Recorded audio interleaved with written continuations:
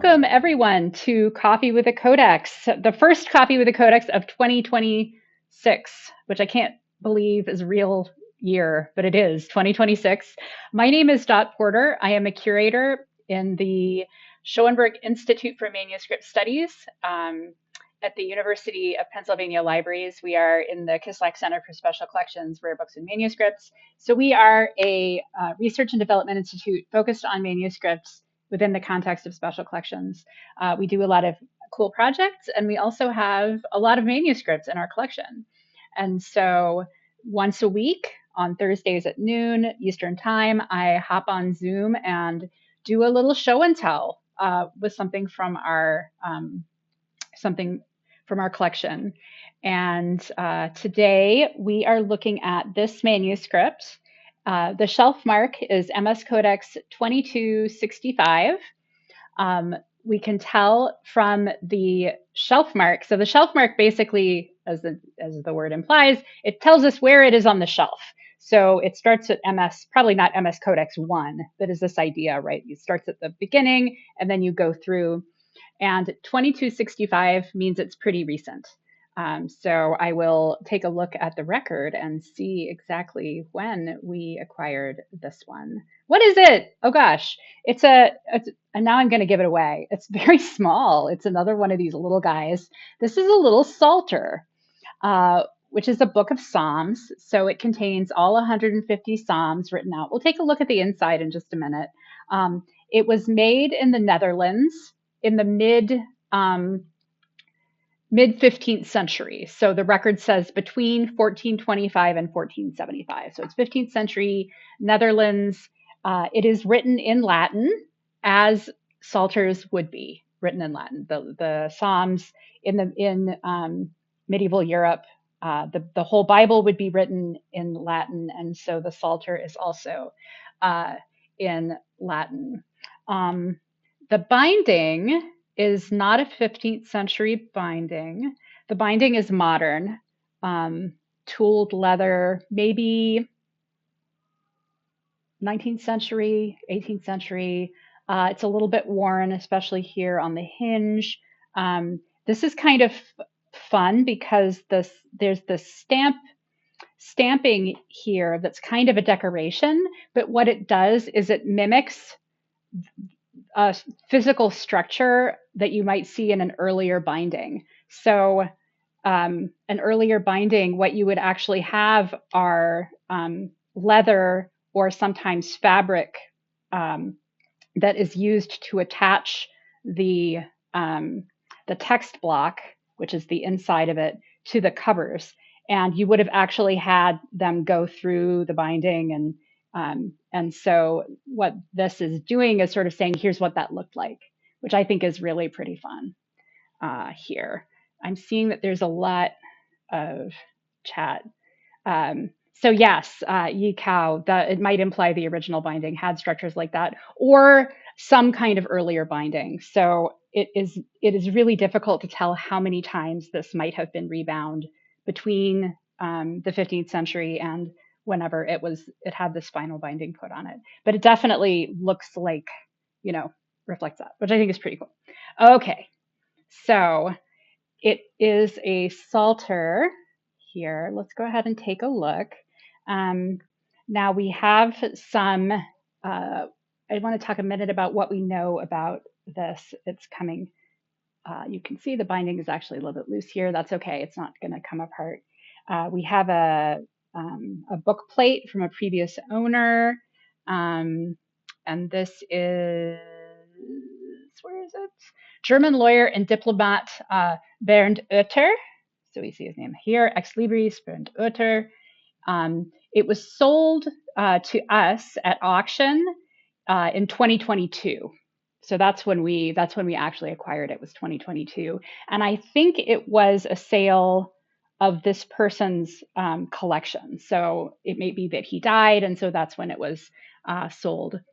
There is also an ownership stamp here, which is an earlier ownership stamp. Sorry about that. It's not very. There we go. And we don't know whose stamp that is. So if that looks familiar to you, let us know, because we actually don't know exactly who that is. All right. And here we have the first page of this. I'll zoom in a little bit. It's very small. The writing is very small. Um, Here we go. And it starts out with Beatus Vir, which is the first two words of the first psalm. And often uh, in psalters, it's traditional to have a very fancy B. So we have this beautiful illuminated B here, and this gives you a sense of the style of this manuscript. It's a little bit worn, but it does have some gold. This is, I think, the largest initial that we're going to see in the book, and then there are a lot of smaller ones like this here. And I'm noticing there's numbers in, sorry, here we go, in the margins. So here's 1 and 2, and I'm thinking that this is somebody coming through and noting where the Psalms are. So we have Psalm 1 and here's Psalm 2. That is not a 15th century hand. That is a later, someone coming in later to do this. So something that's interesting about this and that struck me immediately is the size, right? This is a very small.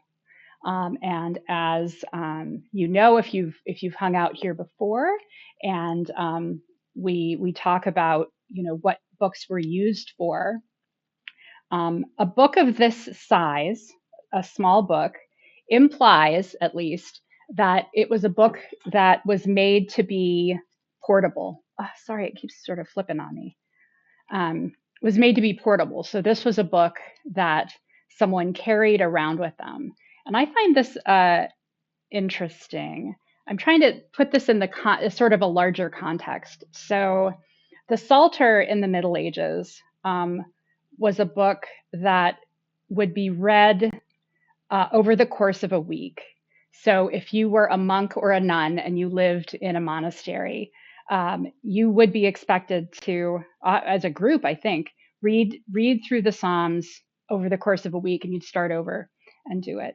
And so so you see a lot of psalters that are actually very large because they were made to be put on some kind of pedestal, and someone would stand in front of the group and read. They would take turns reading them out loud. I'm going to pause here because there's this fun little hole in the parchment here. And it looks like that is a hole. That's really interesting. I think that's a newer hole because it looks like something maybe got torn. I don't know, Amy, are you seeing this? It looks like it got torn because there's sort of this area on this side around it. And if I turn to the other side, it doesn't look like the text has been written around the hole. So sometimes you see holes in parchment that were a part of the parchment creation process. So when the parchment was made, there was a nick in the skin because parchment is made of animal skin and it would get stretched out. And then you can often see clearly that scribes are writing around it. And that's not what I see. So I'm kind of curious about what might have happened here. And while we're here, I'm going to take a quick look uh, at the chat because I am not paying attention. Let's see, missing hungry curators. Before lenses were available in the 13th century, do you know what illuminators / copyists used to work? So we're thinking about, so the question, I think the question is like, the writing is so very, very small. How are the scribes doing that if they don't have lenses? And I think it must have just been really hard. Like, I can't even imagine what it would be. There's also some talk about the trimming. So trimming is something that you see often where books were cut down, cut around the edges to make them fit new bindings. And this has been trimmed a little bit at the top because you would expect to see a top margin that's more similar to the size of the bottom margin. But we haven't lost a lot. Let's go back to the first page and see. So yeah, you can see more clearly it has been trimmed along the top. So we're missing a little bit of whatever decoration was there, but not too bad. We've seen much, much, much worse. Um, maybe repair that doesn't last is what you're saying. Oh, Alyssa has a good contribution to the lens question. Um, I used to paint miniatures, 1 inch tall figures. That's so small. And I can say if you're a little bit nearsighted and have decent light, some people can really kind of zoom their vision on and do very fine detail, which might be. I like imagining that how the scribe uh, would have done that. Um, we're up to 13 here. Oh no, the light's about to turn off in the room, which might be fine for. No, no, no, no. Come on, turn back on. I gotta wait. I'm moving. All right, hold on. There we go. Oh, that's too much. Okay, where are we now? 13. I'm just gonna page through. Okay, so I was talking about psalters earlier. So they would read through the psalters. So we have a lot of large psalters that were made for sort of institutional use. Um, and in the, I think the like the 12th and the, I guess the, into the 12th century and into the 13th century, other things sort of slowly started getting added. And eventually you have what we call breviaries, which is the Psalter plus other um, other things. The Psalter, which sort of weekly cycles of psalms, but also prayers and hymns and antiphons and readings, which would change. Those things would change with the season, with the liturgical season, right? Um, and then eventually there was another branch that came out and was became what are books of hours, which are made to be used, were like prayer books made to be used primarily by secular people, although secular people just meaning not monks and nuns, and um, and they would have selected psalms, not the whole psalter, but it's sort of this relationship between them. And so when I see a little tiny psalter like this that also has beautiful illuminations, which would not be um, out of place in a book of hours, this actually looks quite similar to the kind of art that you see in a book of hours. Um, it seems like this is a little psalter that was made for someone to carry around with them and probably do this practice of like reading through the Psalter every week. Um, Maybe, possibly, probably a secular person, so not a monk or a nun, owned this. We don't know. I'm sort of guessing. So this is the one illumination that survives out of this little book. We assume that it originally had more of these sort of large miniatures, but they were cut out probably to be sold as art objects. This is a thing that happens, which is too bad, but it does. But we still have this one. So this is, I'm pretty sure, let me check before I say something that's totally incorrect. But what I am, there's a series of psalms that are the I'm blanking on the name of them, but they're the psalms that are supposed to be Saint uh,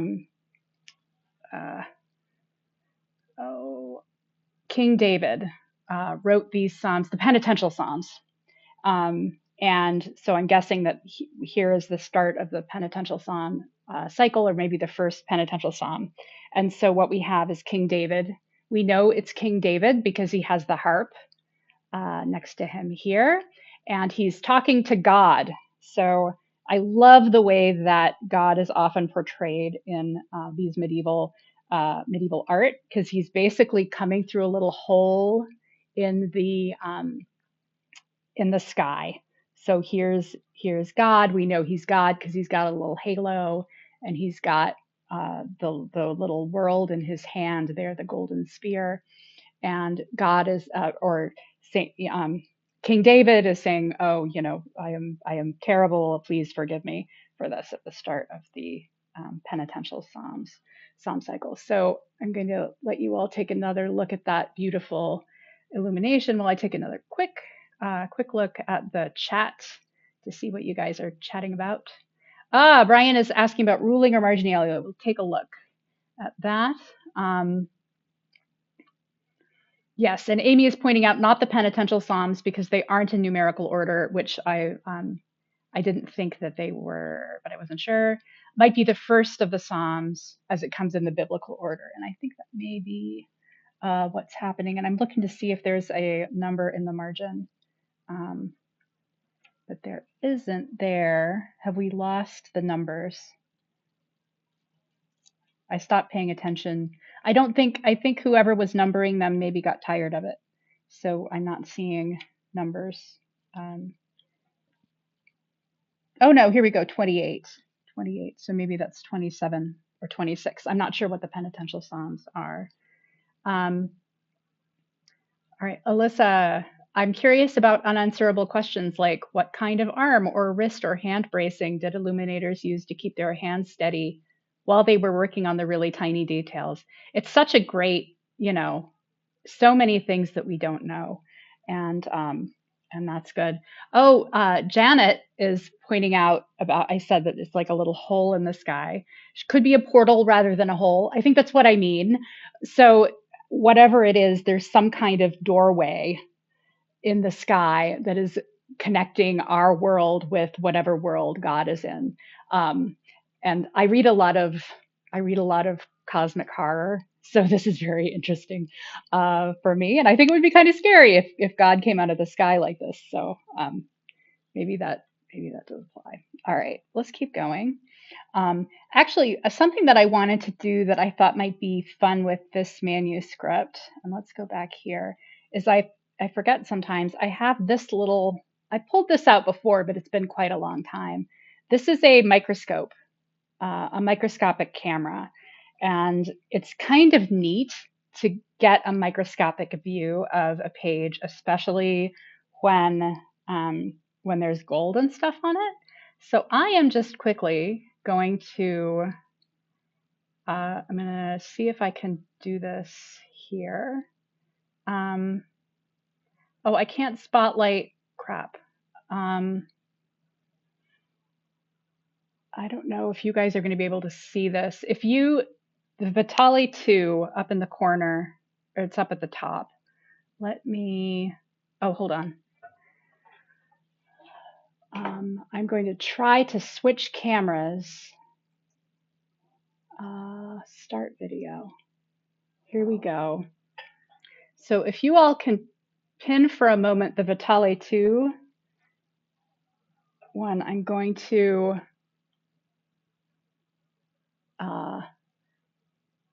can you see that? There's gold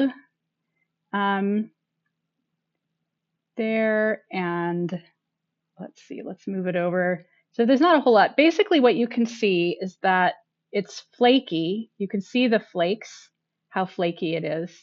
And that, a lot of that is the age. It's still being held to the parchment, which is great, but you can see really up close how fragmented it is. And this is why when we handle manuscripts, one of the great rules is don't touch the ink. Keep your fingers on the parchment without the ink, and this is why, because it's coming up. So I just wanted to give you a little quick look at that. So we'll go back to here we go, back to me in there, and I'll try to remember to bring that out again in the future because I think it is really cool. And I'm going to turn this off. Hold on. Stop video. There we go. So up close on the little bit of gold. Oh, sorry. Laura wants to see some text. So we might actually be able to see a little bit. Normally, when you're looking at text under that, it is very difficult because because the text is too big for the, oh, hold on. It's going to let me spotlight. It is going to let me spotlight for everyone. Okay, it didn't let me do that before. Continue. All right.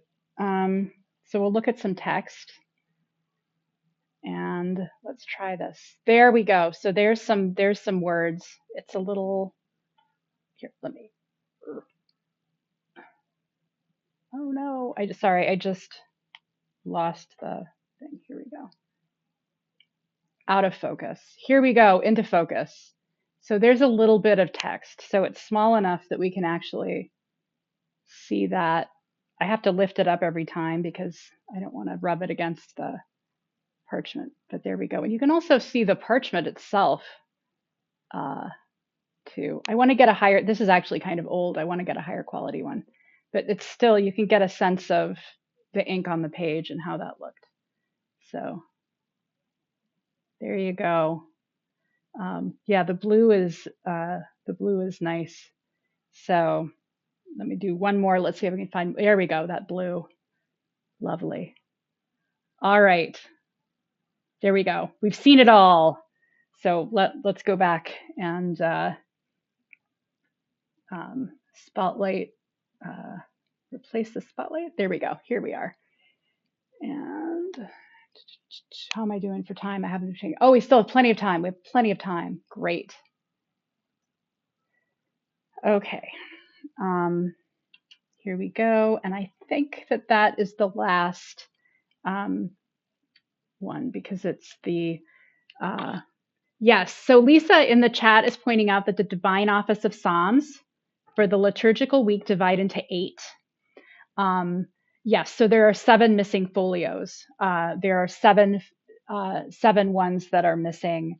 And let's see if we can find, actually, I'm going to use your numbers so if we can see. So 1 and then 26. So this is 26. So this is the second section. So we have the first section. Well, so maybe there are only 6 missing because this is the start. So we have the first one.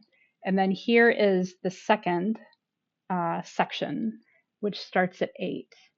At 26. Then 38. Oh, here's 38.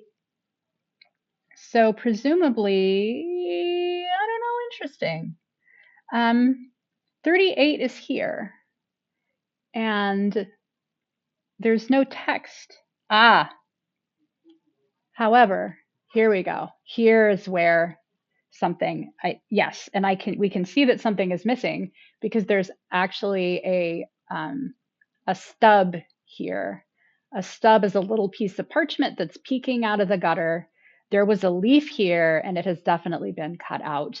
And we can tell because there's a stub, but also because there's this sort of blank text here. And then this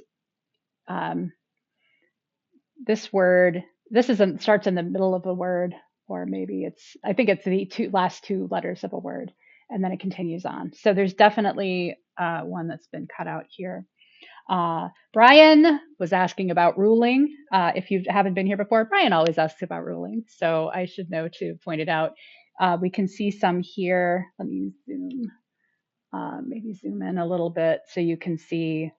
The ruling is the preparation to make sure that the pages are ready for text, and this is how the scribes are able to write straight. So you can see that they've drawn a frame, so there are these lines that sort of go further out. You can see it here too, and then the smaller lines have been placed between them. I don't see any sign of pricking, which is little holes that sometimes appear out on the margins, which can be used as guides. So I don't know exactly how they did that, but they did. So there we go. Great. Here we go. So what's the next section? 51, 52. I love these little initials. They're very cute. These are very pretty. I haven't mentioned, but again, if you've been here before, you've heard this. The alternating red and blue is very typical, although the alternation here is not exact. I'm looking here. Oh no, there we go. There's the blue. I didn't see it. So we got red, blue, red, blue, red, blue, red. And it looks like something has been erased here. There's like a little letter maybe that was erased. But the little illuminated initials also have both red and blue. And I think that's really, really cute there. So we're at 48, 52. So there should be a missing leaf somewhere. If there is one, maybe I went too far. No, that's 48.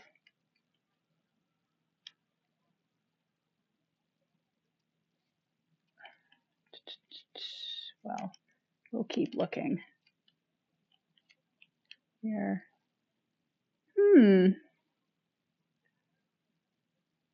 This writing is so small. I am really impressed with how small it is. I think it would make me nuts.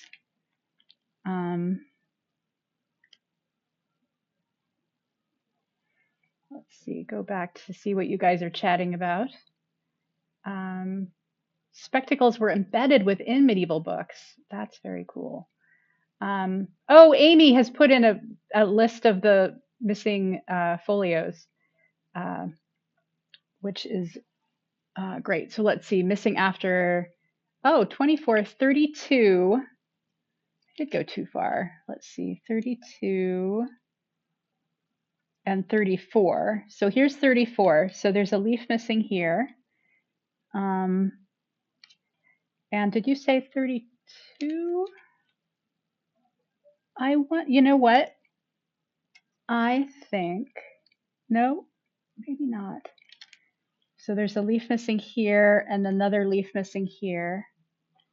I was thinking maybe it was a bifolio, so one sheet that was connected, but I'm not sure that these are connected. I would need to see I would need to do a closer collation. I'm very interested in the structure of books and this sort of relationship between the folios and how they're connected. So that would be very cool. And then 39, let's see, 39. So here's 39. So there's a leaf, yes. And this looks more like the one we saw before because we have blank space here at the end. And then 40. Oh gosh, these were really all together, weren't they? It seems like all of the, if they were all illuminated, and here we have a stub again there where it was cut out, and then 44 and 48, 44, 48, so missing here, 57, 57 right here, and 63, and well, here's 67, so there was a leaf. Here, again, there's a stub, so we can see where it's cut out, and then 63, 63, so one missing there. So thank you. Amy, did you do that work of figuring out where the leaves are missing? Good job.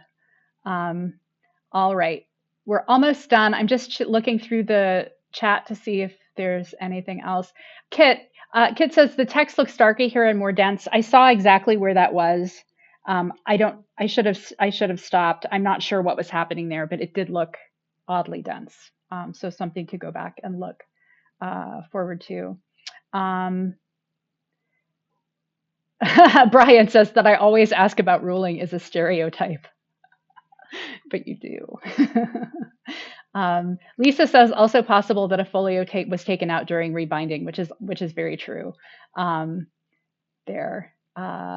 Yikao asks, is the division into 8 sections specific to a period or a region?